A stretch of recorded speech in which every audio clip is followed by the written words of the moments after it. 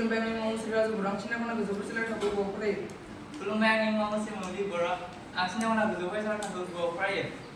दिनै बे विकसित भारत बिलिफान 2025आव सिनायमोना गोजौ फरायसालिया मोनसे हाबाफारि लादों।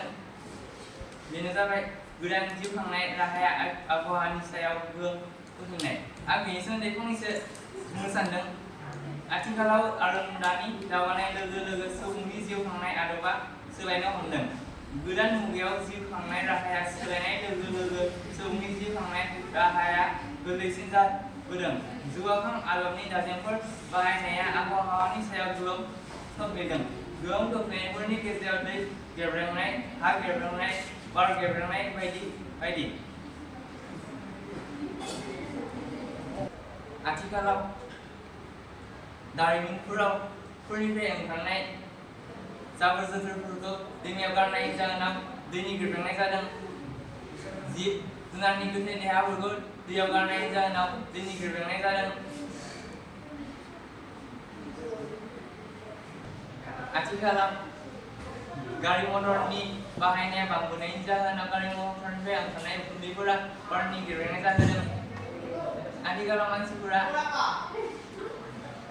फ्रिज बायदि बायदि बाहायनायनि जाहोनाव बेफोरनिफ्राय ओंखारनाय CFCफोरा बारनि गेब्रेंनायखौ बांहोदों। आथिखालाव बायदि बायदि रासायनारि बेसादफोरनि बाहायनायनि जाहोनाव हानि गेब्रेंनाया बांबोदों। गोदान जिउ खांनाय राहाया आबहावानि सायाव गोहोम खोख्लैनाय।